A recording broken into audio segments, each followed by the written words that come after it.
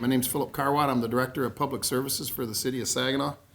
I'm here today to present to you the water and sewer budgets for proposed fiscal year 24. I just want to let you know that this presentation was prepared by both the Department of Public Services and also the Department of Water and Wastewater Services. The water and sewer funds and its operation are managed by two departments, the Public Service Department and the Department of Water and Wastewater Services. Most recently, we have a change in personnel. Mike Grenier, as of May 1st, has been appointed the Director of Water and Wastewater Services. Prior to Mike, it was Paul Reinch. Paul's been a director for several years now and an employee for the city for many. He's retiring this July. So I just wanted to take this opportunity to wish Paul the best in his retirement, and I'm thankful for his many years of dedicated service to the city.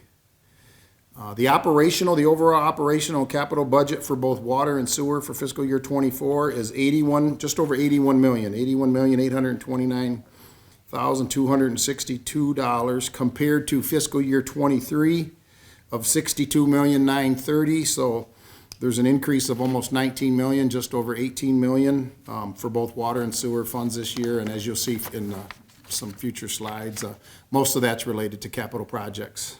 We're going to start with the sewer fund. Estimated sewer revenues and expenditures for fiscal year 24 are just over $32 million. The budget documents for the sewer fund can be found on pages 247 through 264 of your budget doc.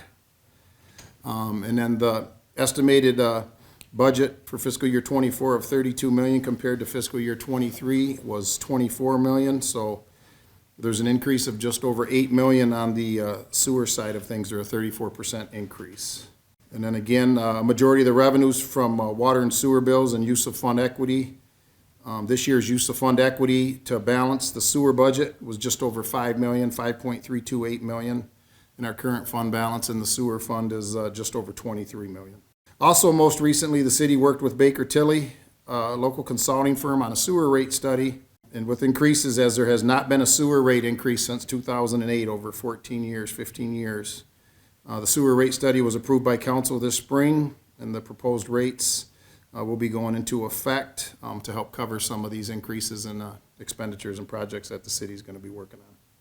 This is just another slide showing you fiscal year 22-23 budget, $24 million, 23-24 is $32.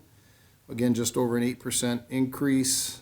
And again, I'm going to get into detail on some of the projects later on, but most recently, as part of the water and sewer rate, Paul Reinch, who was the Director of Water and Wastewater at the time, has given previous presentations on much of the capital. So for sake of time, I'm not going to go into too much detail, but a majority of the increases on both sides are related to increases in some projects that we're working on. And then also, if you go through later on, you'll see the divisions, but the treatment and pumping division is up by about $872,000. A lot of that's associated with increased chemical cost, increased utility costs, and the surplus is up by just over $6.7 million, and that's due to some capital improvement projects we're working on. What I'm showing you here is within the sewer fund, there are many divisions. So in the sewer fund, there's 13 different divisions. And then we got them broken down basically by department. So as you can see, under the Public Services Department, there's engineering administration, meter maintenance and service, catch basin cleaning, and customer accounting. I guess because it's a sewer function, it's paid for out of the sewer fund, but it's not managed directly by either Public Services or Water and Wastewater. It's actually managed by the finance director. But that's the division that handles collecting the revenues from both water and sewer, but it's paid for out of the sewer fund, so we show it here. And then out of the Water and Wastewater Department, you have a sewer administration, process control systems, treatment and pumping, which is the largest division of that department, asset management, remote facilities, surplus, sewer bond construction, and debt service. And as of this year, right now, we do not have any projects planned to come out of the sewer bond. So therefore, you don't see any money in that one. But you can see the huge dollar amounts both in surplus and then again in treatment and pumping. Also, I wanted to point out, along with those dollar amounts within the divisions, this year's budget includes just over $3.7 million, or 12% of the overall budget is going to be going towards paying for legacy costs or retiree health care or unfunded pensions. Page 5, some major projects and purchases. There are going to be some vehicle and equipment purchases, as you can see in this slide. This year for sewer is going to be just over $200,000, and it includes an SUV vehicle for the wastewater treatment plant. Maintenance and service currently for dewatering their trenches and that when they're working on projects. Our existing dewatering pumps are over 30 years old, and we've been having problems with them functioning properly. So we're going to be purchasing 2 dewatering pumps. That'll be paid for 50% both out of the sewer, so you'll see the same thing on the water side. And then we're going to get a quick attachment broom for a John Deere front end loader, and then 3 new pickup trucks to replace some pickup trucks. And for the most part, all the divisions' budgets have stayed pretty similar to what 2023 has, other than some of the projects, so that most of the increases outside of chemical cost, utility cost, are project driven. Major projects, and the first ones would be sewer related to road projects. $655,000 is estimated. Most recently, our city engineer Travis Hare gave a presentation to council specifically for the projects that engineering's working on, and these are the projects that were in it. So a local street reconstruction, Meredith, about $55,000. Mackinac, that actually project started this week. Congress to Alexander, a sewer portion of that's right around $240,000. South Jefferson Avenue, Hoyt to Janes is $100,000. Sheridan Avenue, Trenner to, the limits here say Rust, but I think the numbers are coming in higher, so we might change that to Hess. But that dollar amount is $160,000. 17th Street, Walnut to Janes, $100,000. And then what them costs cover again is just the sewer. So catch basin replacements, anything related to the sewer side of that road project will be paid for out of if it's a non-participating item, out of the sewer funds from the city. And then every year, we've been doing this for, 3 or 4 years now, but the maintenance and service division does contract with Corby to clean line and then rehabilitate our sewer mains. That hasn't been done for years. Most recently, we're seeing some of our sewers are half filled with debris. So by cleaning them and televising them, not only can we get some of that capacity of the sewer flows back into the system, but we're also televising them so we can get a condition assessment of them to start determining whether or not we have to either rehabilitate or replace some of these sewer mains. We're working on the Hancock CSO basin, which also has a parking structure above it, doing some design and trying to raise some funds for that project. And then also for a parallel river crossing that I'll get into more detail later. Future items, concerns to address: parallel sewer river crossing. The city of Saginaw owns and operates a river crossing north of town for wastewater. It was installed in the late 1940s. It's a 42-inch diameter concrete sewer interceptor pipe that crosses at the Weiss Street pump station under the Saginaw River north of I-675. Its purpose is to transport all of the system's wastewater that is generated on the west side of the river to the east side before reaching the city's wastewater treatment plant. Inspection of the pipe is a task that requires low flow conditions and careful timing, and the city is currently doing documented research to gather previous inspection and study information to determine the ultimate proposed improvement project there. We most recently determined running a parallel pipe would be the best alternative to that. We can put that into service, and then that'll give us the ability to go back and do some investigation of the existing pipe. And that estimated cost for that is $28.6 million. And the city, most recently with assistance from Spicer, submitted a CWSRF, or Clean Water State Revolving Fund loan application in that full amount of $28.6 million. So hopefully we'll get some good news, and that project can possibly be funded so that we don't have to include it in our overall sewer rate costs and increase in sewer rates. And then the Hancock CSO basin, it's a structure that was built in the late 80s. It includes a parking deck over the top of the facility. The parking deck and the CSO have been evaluated and are in need of repair. The use of the parking deck has caused deterioration of the concrete structure due to the salt use, and the lower section of the CSO, or combined sewer overflow basins, experiencing deterioration due to hydrogen sulfide effects to the concrete below. In each case, the structural integrity of the facility is being deteriorated. It's not to the point of failure yet, but it's important to correct the issue before it becomes unsafe or unusable. And the estimate on that project is $8 million. Again, the city did receive $3 million in ARPA, which will go towards the parking deck, the general fund or the parking deck portion of that project. But we did submit another CWSRF, or Clean Water State Revolving Fund loan application to the state in that remaining amount of $5 million, the overall project estimate of $8 million. So hopefully we'll hear something soon on both of those. So that's what I got for the sewer.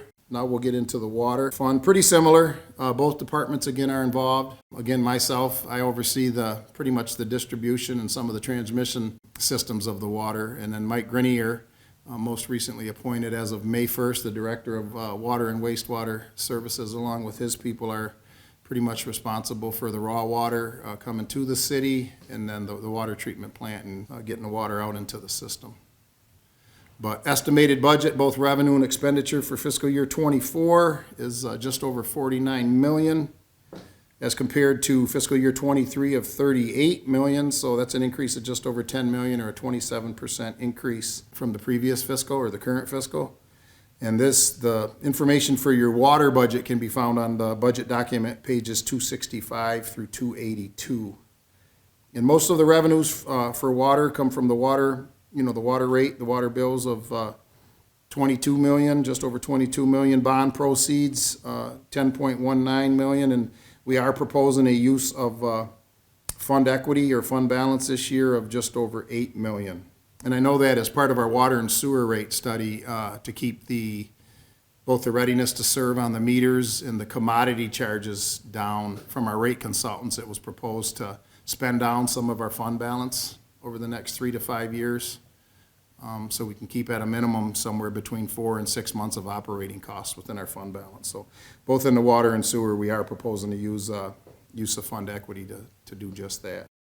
And then other sources of revenue for the water are from service fees, a lead line replacement fee, interest and penalties are not on late payments, and then bond proceeds for capital projects. We are working on some capital projects where we have received some funding through the DWSRF, or State Drinking Water Fund, for an elevated tower, and also for the lead service line replacement project.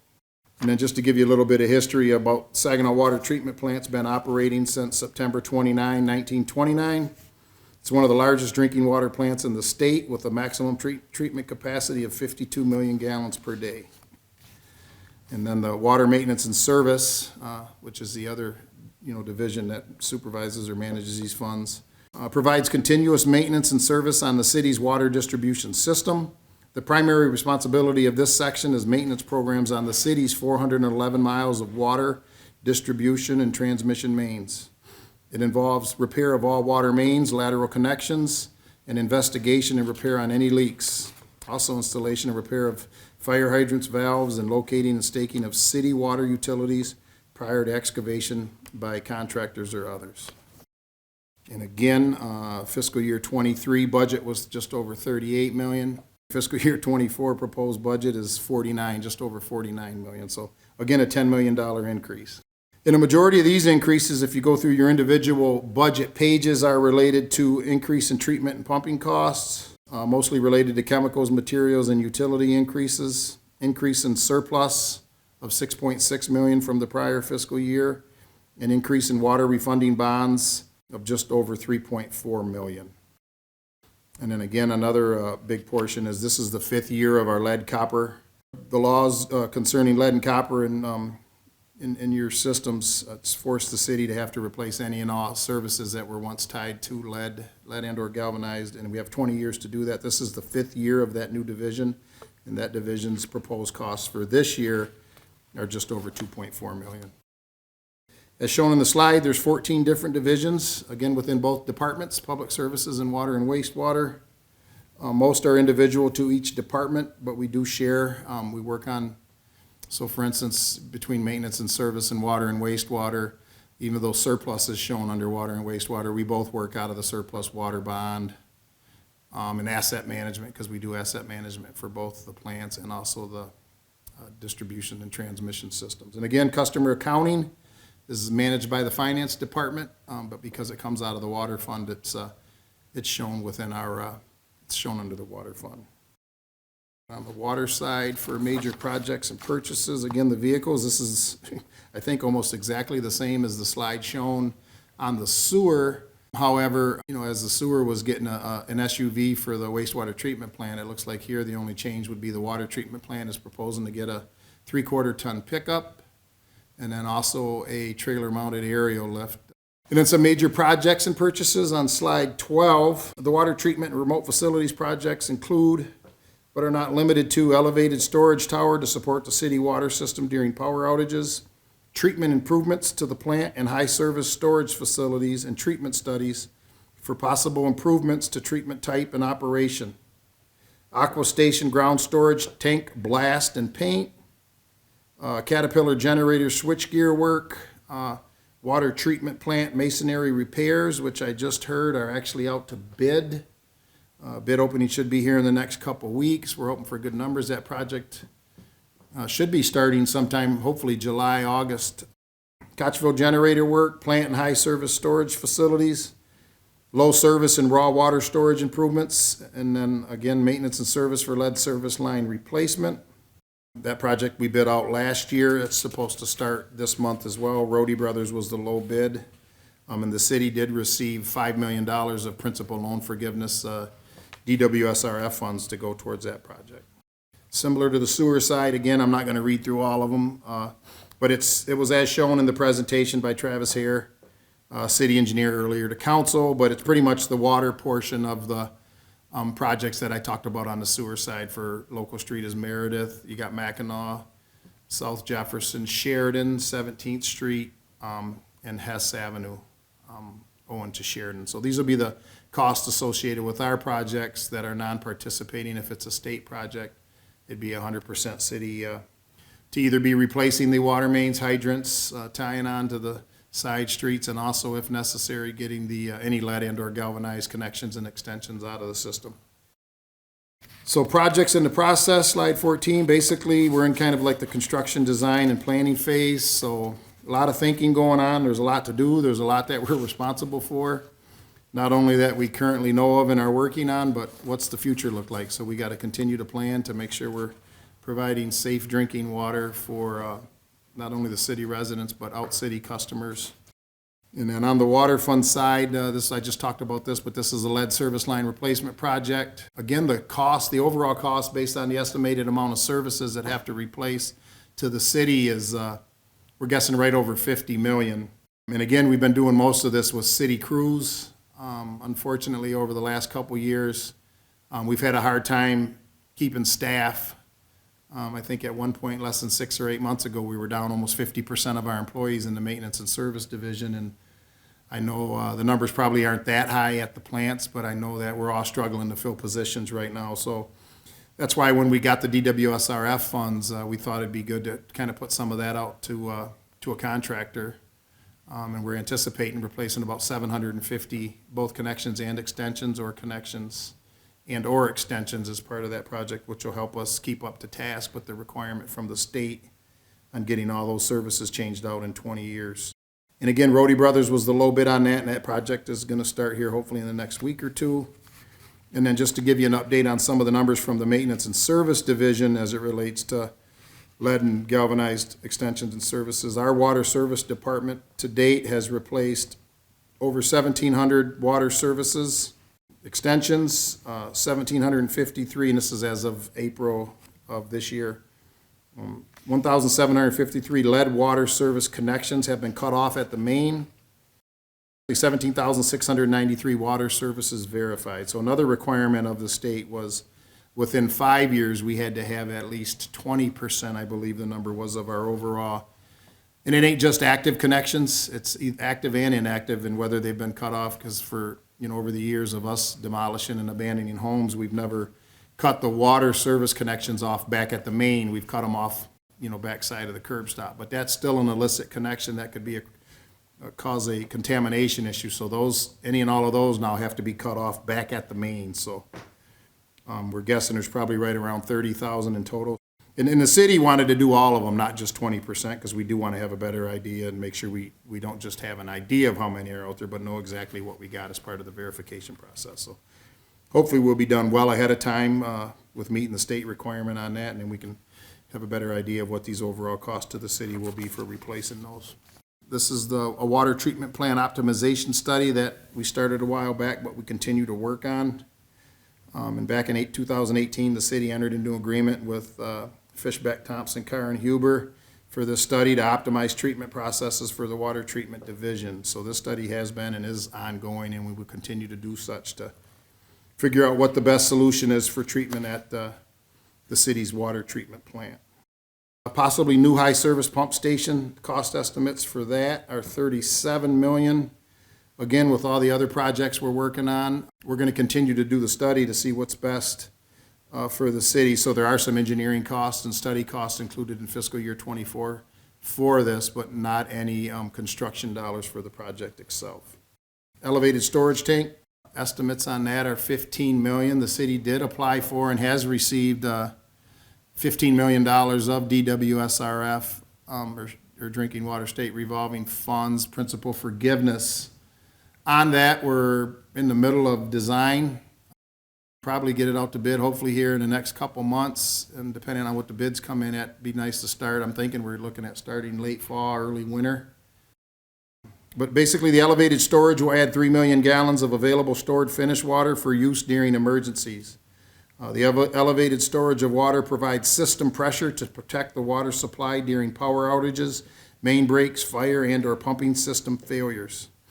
This amount of water would give the city about 2 hours of water supply on average and time to start the generators or make other adjustments. Water treatment plant staff have 2 to 5 minutes currently to start emergency backup generators and then restart the high service pumps during a loss to maintain system pressure. After 2 to 5 minutes, pressure drops to a level of concern. A loss of system pressure below 20 psi results in a requirement to issue a boil water notice, which is a public health and safety concern. And then I mentioned this earlier, currently out to bid is the water treatment plant, another big project, roof and masonry improvements of $1 million. Hopefully to have that completed yet by this fall. Another big water project is a raw water transmission study. Raw water transmission study to determine the most cost-effective means to have raw water redundancy from Kochville reservoirs to the water treatment plant. The final cost will be, based on study results. But possible options will be to provide more raw storage closer to the water treatment plant, build a new plant at the Kochville station location, or run a parallel line from Kochville plant to the current water treatment plant in the city. And then some future projects. Again, raw water transmission improvements, finished water transmission improvements. I didn't talk about it, but we do have another future proposed. We just finished up a parallel main to Frankenmuth because we do supply water to Frankenmuth and Birch Run, but we're having a lot of break history on our transmission system that runs out Dixie Highway to Birch Run. So we're doing a similar study on that as we did to Frankenmuth. So there's some engineering costs associated with that in the current budget. I think that's a $4 to $5 million construction cost estimate, but that'll be in a future budget to be budgeted. And then again, with our water treatment plant being built in 1929, so almost 94 years of service, we're starting to look at what type of improvements we're going to either make at the water treatment plant, or is now the time to build a new plant out certain areas where there's higher demand of water. But we're going to continue those studies and, obviously in the future be bringing that back to council. And then some project priority drivers, some things we think about when we're looking at our projects and what the needs for the city are. Our level of service, asset management, what are our asset management plans showing us? Where some critical factors are, what are the most critical elements of our systems that need to be maintained? Resiliency and redundancy, raw and finished water supply, the parallel river crossing, protection of system water quality as it relates to pressure, chlorine residuals, PFAS, and then funding. This has to be affordable. We have plenty of needs, but we also have to understand, can these needs be met by the payers that are paying the rate? So we have to keep all of our programs. And that's why we continue to apply for possible grants or other funding sources to keep the cost down to the users of the system.